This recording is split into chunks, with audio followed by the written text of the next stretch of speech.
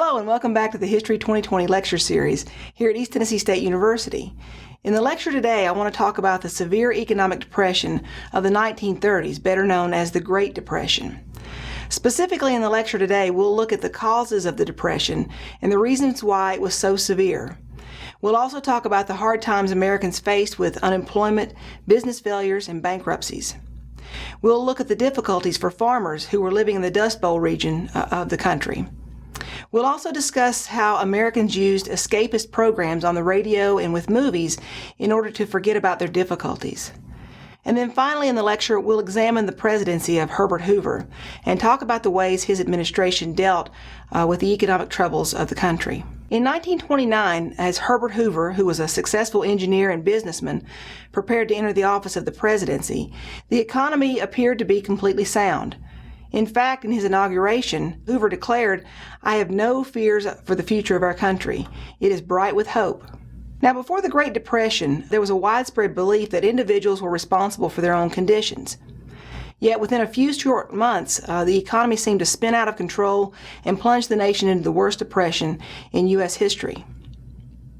The prevailing thought before the Great Depression held that changes in the business cycle were normal and they were natural and they shouldn't be tampered with. And as for the government, its job was limited. The government was pretty much responsible to ensure equal opportunity and to stimulate the economy through advice and public works projects. In fact, Herbert Hoover, as well as many others, believed in this idea. Hoover actually said, quote, "The spread of government destroys initiative and thus destroys character." And this is something that he's going to hold on to during this entire economic crisis. So the federal government was not expected to bail people out of their difficulties prior to the Great Depression. This is the way most people thought. Now, once the Depression hits, and it is so severe, it will serve to deflate this type of thinking, and it will also redefine the role of the federal government. So let's look at the causes of the Great Depression. Millions of Americans joined in on playing the stock market during the 1920s. Most of them played by buying their shares on margin. That is, they paid for a portion of the cost and then they borrowed the rest of the money from the bank or from brokers. Now, just as a very basic illustration, let's say you bought $100 worth of stock. If you're buying on margin, then you might put up $10 of your own money, and then you would go to the bank and you would borrow $90 more to take care of buying the stock. So if the value goes up on the stock, then obviously you can sell it, you can pay off your loan, and you can net a profit. But the problem comes in is if the stock loses its value. You can hang on to it and hope that the prices will rise, enabling you to make a profit. But if it doesn't come up in value, you can lose your money, and then you may have to default on your loan. So many banks were loaning money and using the stock as collateral. So if the stocks lost their value and the debtor can't pay their loan back, then they default on their loan, and then the bank can't recover its money because of the worthless stock. So if enough people are defaulting on their loans to the bank, then the banks will ultimately fail. So this get-rich-quick mentality of the 1920s was jolted in September and early October of 1929 when stock prices began to drop. On October 29, 1929, known as Black Tuesday, stock prices plunged, causing a panic. Investors frantically tried to sell their stock before it lost all value. Nearly 16 million shares of stock were traded as the Dow continued to drop, and as the panic worsened, the prices dropped further. Many sold their shares of stock for record losses, and some couldn't find any takers at all. Crowds began to gather outside of the New York Stock Exchange, and the mood was very frantic. The crowds were stunned. They couldn't believe what was going on. President Hoover, who had never approved of this, what he called the fever of speculation, tried to assure the American people that the economy was sound. So the stock market crash ultimately helped to unleash a devastating depression that drained the nation and its people of its vitality and its self-assurance. But the economy downturn didn't come suddenly. It was more like if you want to think about it in terms of a leaky tire. It wasn't really a blowout in the economy. It was more like a puncture in a tire, and the air is slowly leaking out. So there are several interrelated causes of the Great Depression. One cause was a weak economy throughout the 1920s. Although things looked like it was very carefree in the 1920s, the economy was very weak. The agricultural sector in particular was plagued with overproduction, declining prices, mounting debts, and bankruptcies. Also, industries like coal, railroads, and textiles were in distress long before 1929. By 1929, major sectors of the economy were not expanding. Businessmen were not investing funds back into their businesses or building new plants. They weren't hiring new workers, nor were they producing new goods. Another reason the Depression occurred was due to what we just talked about, the unregulated speculation on the stock market. As I just mentioned, brokers sold stock to buyers who put up little cash. They borrowed in order to purchase the stock, and then they used the stock as collateral. When stocks came down, so did the brokers and bankers and companies. And it was sort of a domino effect, and it was crushing to the economy. From 1930 to 1933, the stock market losses climbed to about $85 billion. Another reason for the onset and the severity of the Depression can be attributed to the unequal purchasing power. Essentially, supply outstripped the demand. Consumer goods, the prices were overinflated because of the buying and selling of stock. Laborers and farmers consisted of the great majority of the consumers, and they couldn't afford to buy the consumer products. Men and women were laid off from factories. They couldn't buy products that they had been producing. Farmers suffered from economic distress, and we've already talked about the problems that the farmers faced, and many of them could not afford to buy consumer goods. Much of the income and the wealth were concentrated at the top of America's economic ladder. And this accumulating wealth was not put back into the economy. Instead, it was put into luxury items, savings accounts, investments, the stock market. All these things, the money was being put into instead of into the economy itself.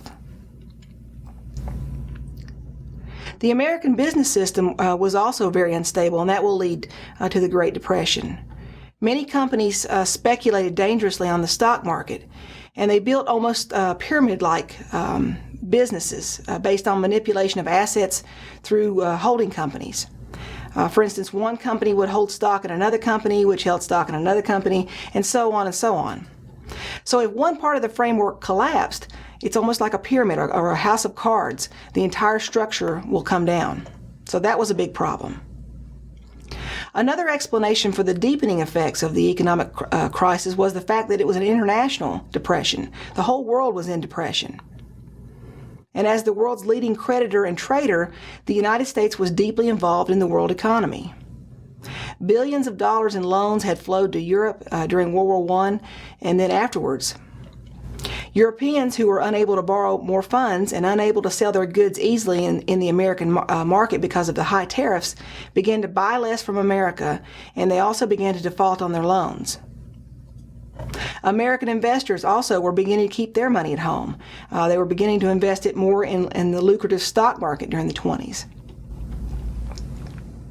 Finally, government policies and practices greatly contributed to the crash and the Depression. The federal government essentially had failed to regulate the wild speculation on the stock market. Likewise, the Federal Reserve Board needed to loosen control and encourage borrowing and spending. So not enough currency was being circulated back into the economy. They needed to loosen up the money supply and encourage people to spend money. And that wasn't being done. So now let's talk about the hard times Americans faced during this severe economic downturn. As I said, the stock market crash of 1929 did not so much cause the Depression, but it did trigger a chain of events which exposed the weaknesses of the American economy. A collapse of much of the banking system followed the stock market crash. Between 1930 and 1933, more than 9,000 banks either went bankrupt or closed their doors to avoid bankruptcy. In part because of the bank failures, there was also a deflation of the money. The total money supply of the nation fell by more than a third between 1930 and 1933. And this, of course, as we've already talked about, meant a decline in purchasing power. Manufacturers and merchants began reducing prices, cutting production, and laying off their workers. President Hoover appealed to the business owners not to cut wages, and hourly wages did hold steady for a time, but weekly earnings began to drop off as hours were trimmed back. So the impact of the Depression on individual Americans was not sudden, but it was gradual. But while people remained employed, day after day, more and more were being laid off. Thousands of men and women will continue to receive severance slips. So it was a gradual unemployment situation. At the beginning of 1930, to give you an idea about the unemployment, at the beginning of 1930, the number of jobless had reached to at least 4 million people. And by the end of the year, the number jumped from 4 million to 6 million people who were unemployed just in 1930. And by the time Hoover left office in 1933, there were about 13 million people who were left without jobs, and millions more were working only part-time. So with the widespread unemployment, Americans asked themselves how a nation of such abundance and high production, with its factories still intact and its workers eager to work, how did this country find itself saddled with such hardship and human disaster? Most Americans believed, as I've already talked about, most Americans believed that every individual was responsible for his or her own fate. So unemployment and poverty to them were signs of failure. Particularly for adult men, they were very ashamed. They were deeply ashamed of their joblessness because they felt like it was their fault. An increasing number of families were now turning to state and local relief systems just to be able to eat. And the system was so small, it was unable to meet all the demands. Bread lines stretched for blocks outside the Red Cross and the Salvation Army soup kitchens. Thousands of people searched through garbage cans for scraps of food. And as you can imagine, people's diets deteriorated. Malnutrition became common, and the undernourished fell victim more easily to disease.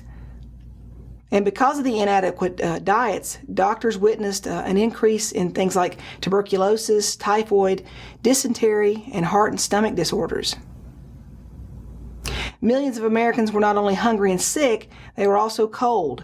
Many were unable to afford fuel to heat their apartment houses, and many of them huddled in unheated tenements and shacks. Farm income also declined during this time. Nearly a third of all American farmers lost their land during the Depression. Additionally, a large agricultural area in the Great Plains was suffering from one of the worst droughts in the history of the nation. Beginning in the 1930s, a large area from North Texas into the Dakotas came to be known as the Dust Bowl. It began to experience a steady decline of rainfall and increased temperatures. The drought continued for a decade, turning the once fertile farmland into virtual deserts. Farmers also endured swarms of grasshoppers that devoured the meager crops that they managed to raise. Dust storms swept across the plains. They were called black blizzards, choking both humans and animals in these massive dust storms. Even if farmers managed to harvest a crop, given all these elements that were working against them, even if they were able to plant and harvest a crop, farm prices were so low that very few farmers could make a profit. So as a result, many farmers left their homes in search of work. Hundreds of thousands of farmers moved west to California. They were often called Okies, since many of them were from the area of Oklahoma, and this was one of the hardest hit areas of the Dust Bowl region, Oklahoma. So they were called Okies as they migrated to California. Many of them worked as agricultural migrants, traveling from farm to farm, picking up whatever kind of job they could find. Many of them picked fruit on the farms. They harvested other crops, and they received very meager wages for their work. Now let's turn and talk about the Depression and the American culture. How did Americans cope with all these problems? The cultural products of the 1930s that most attracted Americans were those which diverted attention away from the hard times of the Depression. And the two most powerful instruments of popular culture during the 30s came from radio and movies. In the 1930s, almost every American family owned a radio. Radio consoles were a common part of home furnishings. Even in the most remote rural areas without access to electricity, many families still had a radio, and they, in order to listen to them, they hooked them up to the car batteries to be able to operate them. So everybody just about had a radio. The staple of radio broadcasting centered around escapist programming. Comedies such as Amos and Andy, Jack Benny, George and Gracie Allen were very popular. Also, adventure shows like Superman, Dick Tracy, and The Lone Ranger were also popular. Soap operas, which later became staples of television programming, were also extremely popular, particularly among women. And that was one of the reasons why they became known as soap operas, because the soap companies whose advertising was targeted at women generally sponsored these dramas on the radio, so they became known as soap operas. A number of the radio programs were also broadcast live. Radio comedies and dramas were often performed in front of a live audience in theaters or studios. Radios also provided Americans with their first direct access to important public events. Some of the most dramatic moments of the 1930s were a result of radio coverage and events. For instance, the World Series was followed by thousands through the radio. College football games were popular. The Academy Awards were broadcast on the radio. Political conventions and presidential inaugurations were also broadcast. So the radio drew the nation together by creating the possibility of shared experiences and common access to culture and information. And this was something that really had not happened before. The radio pulled the nation together. They could now share experiences to different types of culture and information as they hadn't been able to before. So as you might imagine, in talking about movies, during the first years of the Depression, people were struggling to make ends meet, so movie attendance tended to fall off significantly. People didn't have the extra money to go to movies. But surprisingly enough, by the mid-1930s, many Americans began going back to the theater. Partly because movies were now, they were a little bit less expensive than other forms of entertainment. So people looking for an escape from the dreariness of the Depression and the problems that they were facing economically managed to put the money together to go see a movie from time to time. Also, a lot of the movies by this time had sound, and by the end of the decade were now being shown in color. So that was a big attraction as well. Many of the films of the 1930s were deliberately escapist programming. Comedies like Frank Capra's film It Happened One Night was very popular. Also, the Marx Brothers films were very popular, and they were designed to divert the minds of the audiences from their troubles. Walt Disney movies also became popular. Mickey Mouse had made his debut in 1928 in the cartoon Steamboat Willie. And in 1937, Disney produced Snow White, its first feature-length animated film. Other enormously popular films of the 1930s were adaptations of popular novels such as The Wizard of Oz and Gone with the Wind, both released in 1939. Books and magazines could also serve as escapist avenues for many Americans. The leading magazines of the time focused on fashion, stunts, landscape, and the arts rather than the social condition of the nation. One of the more popular magazines was Life magazine. It began in 1936 and it became enormously popular among Americans. Life magazine devoted some attention to politics and the economic conditions, but it was best known for its stunning photographs. They were able to cover sporting events, the theater, they had pictures of natural landscapes, and so on. So now let's switch and talk about President Herbert Hoover and the steps that his administration took to relieve the effects of the Depression. Herbert Hoover began his presidency in March 1929, believing that the nation faced a bright and prosperous future. However, the economic crisis that began before the year was out forced the president to deal with a new array of problems, ones that his predecessors had never dealt with. Hoover's first response to the Depression was to attempt to restore public confidence in the economy. He continually told Americans that the economy was sound. He also summoned leaders of business, labor, and agriculture to the White House, and he urged them to adopt a program of voluntary cooperation for recovery. Hoover also approved $423 million in federal public works programs, but as it turned out, the funding was not nearly enough to make a difference in the economy. And when the economic conditions worsened, Hoover became less and less willing to increase spending. He continued to worry about running up large government deficits. And you have to keep in mind, this was the mentality of the time.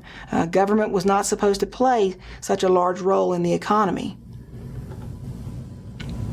Hoover also proposed the Agricultural Marketing Act in 1930, and this established the first major government program to help farmers maintain prices.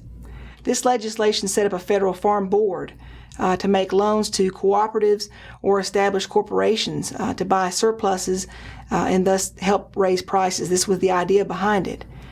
So Hoover also tried to protect American farmers from international competition by raising agricultural tariffs. An example of this was the 1930 Hawley-Smoot tariff, designed to try to help farmers compete in the world economy. Nevertheless, neither action ultimately helped American farmers, and prices continued to fall. Hoover at this time also asked Congress to charter what was called the Reconstruction Finance Corporation.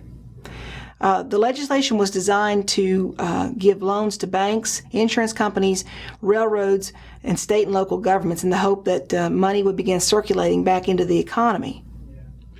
However, this new agency really failed to deal directly or forcefully enough with the real problems. It would only lend money to financial institutions with sufficient collateral, and much of the money went to large banks and financial institutions. Ultimately, it failed because it didn't have enough money to make real changes, and banks continued to collapse and small companies continued to go bankrupt.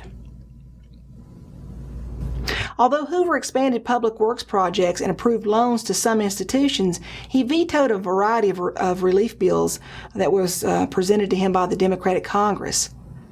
For instance, he vetoed a multi-purpose development project for the Tennessee River Valley. He argued that its cheap electricity would compete with power from private companies.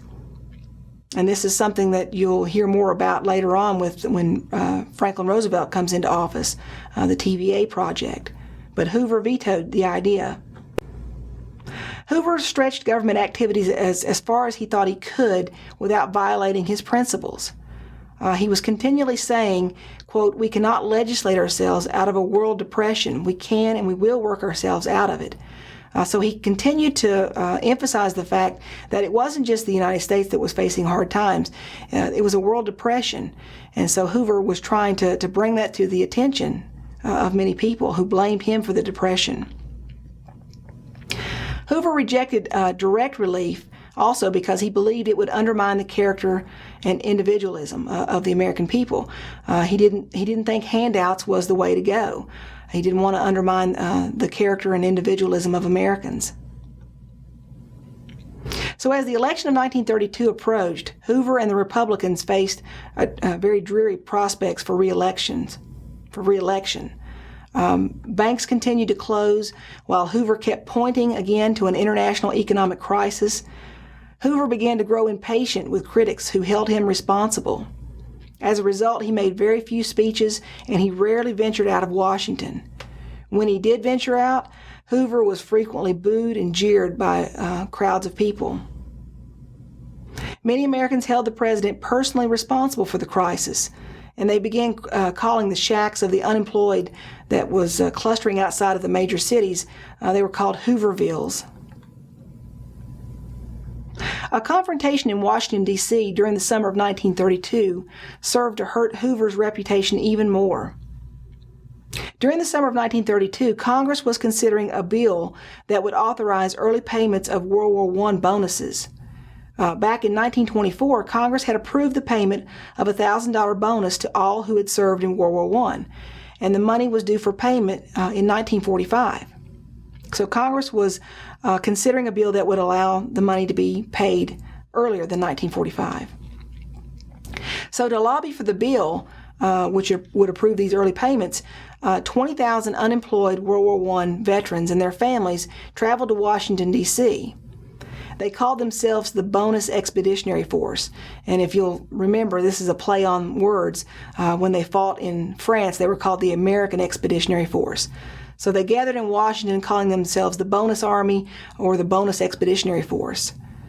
And they camped in these very crude shacks on vacant lots in D.C. or in empty government buildings. The bonus bill came before the House and it was passed, but when it was introduced into the Senate rejected it. The bill was defeated and effectively dead. In a moment of discouragement, one of the bonus marchers shouted, quote, "We were heroes in 1917, but we're just bums today." After the bill was defeated, many veterans left Washington dejected and discouraged, but several more of them stayed on. Nearly 3,000 veterans stayed in Washington, D.C. after the bill was rejected. They were a constant reminder to Hoover, and Hoover became very impatient, and he ordered the Army to disperse these groups of people. General Douglas Macarthur, the Army Chief of Staff, carried out the mission, and he greatly exceeded the President's orders. Macarthur ordered the 3rd Cavalry, 2 infantry regiments, a machine gun detachment, and 6 tanks to proceed down Pennsylvania Avenue against these bonus marchers to disperse them. The bonus marchers were effectively peaceful. It was a peaceful protest, but as they saw this military force coming towards them, men and women fled in terror. Cavalry on horses chased them down. Some were tear gassed. The shacks were set on fire and burned to the ground. This entire spectacle was a disaster, and it received worldwide attention, hurting Hoover's image as a humanitarian very badly. His reputation was tarnished. Even though Macarthur had gone beyond the orders, Hoover had not ordered him to tear gas the people, nor did he want him to use this type of force. He just wanted them to be dispersed, and I guess he wasn't particularly specific about how to disperse them. So Macarthur had really exceeded his orders, but Hoover is the one who's ultimately going to take the blame for this incident, and it's going to hurt his reputation. So as the election of 1932 approached, Republicans obediently renominated Herbert Hoover, and the Democrats would nominate Franklin Roosevelt, who was the governor of New York. Now, Roosevelt had not really worked any miracles in New York as governor, but he had undertaken some vigorous relief programs, and he had established an unemployment commission. Roosevelt appeared to present himself more energetic and more imaginative than Hoover had. Breaking with tradition, Roosevelt appeared before the Democratic Convention to accept his party's nomination. And in the course of his speech, Roosevelt stated, quote, I pledge myself to a new deal for the American people. As it turns out, more people went to the polls in 1932 than in any election since the First World War. And Roosevelt won 89% of the electoral vote and 57% of the popular vote, really to no surprise to anyone because Hoover's image and reputation had been so tarnished. The Democrats also would win an overwhelming control of the Senate and the House as well. Now, the time between the election and the inauguration, at this time, the election was held in November, but the incoming president wasn't sworn in until March. So there's a considerable amount of time between the two events. Hoover feared during this time that Roosevelt would implant what he called collectivism in the nation, which would smother individualism and destroy the American system. And with another looming bank collapse just a month before Roosevelt's inauguration, Hoover approached Roosevelt and asked him to give the public an assurance that there would be no unbalancing of the budget or heavy borrowing. Roosevelt refused to make such promises. So on Inauguration Day, on March 4th, 1933, there was a considerable bitterness between the two. A noticeably sullen Herbert Hoover rode in silence down Pennsylvania Avenue, while a lighthearted Roosevelt was showing excitement as he was soon to be sworn in as the 32nd President of the United States. The Great Depression changed many things in American life. It created unemployment levels on a scale never before experienced. It put pressures on families, communities, and local, state, and national government. A failed presidency of Herbert Hoover was unable to produce policies that was capable of dealing with the crisis. And while the Great Depression shook the American society and culture, it didn't completely destroy it. Americans remained strong throughout the years of all the economic despair, and they anxiously awaited to see what the new president had in store for them.